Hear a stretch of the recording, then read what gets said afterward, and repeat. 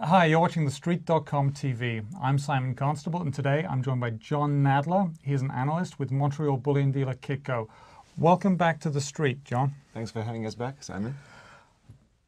We've been talking over the last few weeks about various theories that are spinning around the market, and some of them are quite interesting. And you've come up with an idea of what like the worst reasons to own gold, like the least fundamentally supported. Would like to talk with you about that today.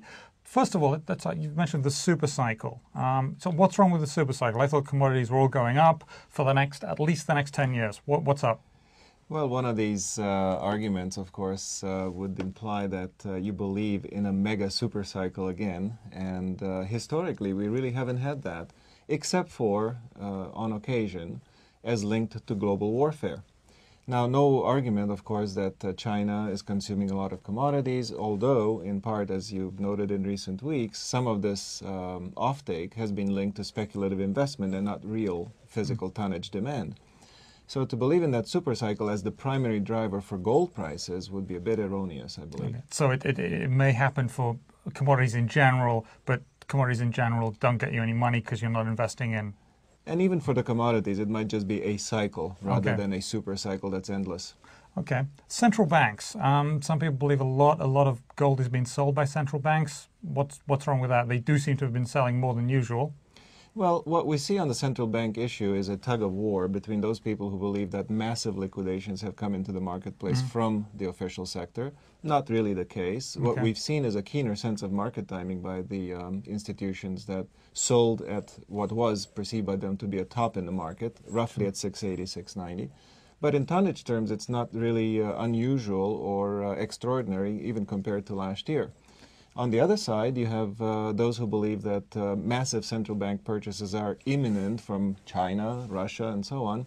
They also haven't materialized. Okay, so a bit of an erroneous road to go down, you think? You don't... I believe the official sector has officially shown us, excuse the pun, that gold is, to them, a bit marginalized in terms of an asset class, and that they'd rather diversify in currencies, which are far more liquid as far as they're concerned. And they yield something to... And the yields are better, so no one can blame them for mobilizing a bit whenever the market price affords them an opportunity to do so. But certainly it's not done with any sinister intent to hold back the gold price. Okay, so to continue with the central banks, some folks think there's going to be imminent currency collapse where a cup of coffee is going to cost $500. Why is that wrong? I mean, currencies do collapse. Why not? Well, on one-off occasions, you've had historical precedent for currencies getting into real trouble.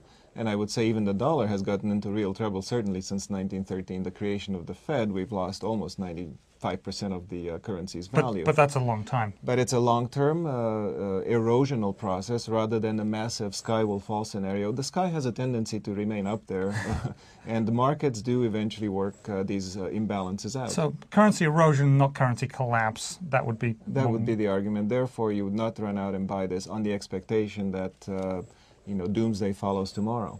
And finally, quickly, mine production is, some people think mine production is decreasing, others say it's going up. What gives?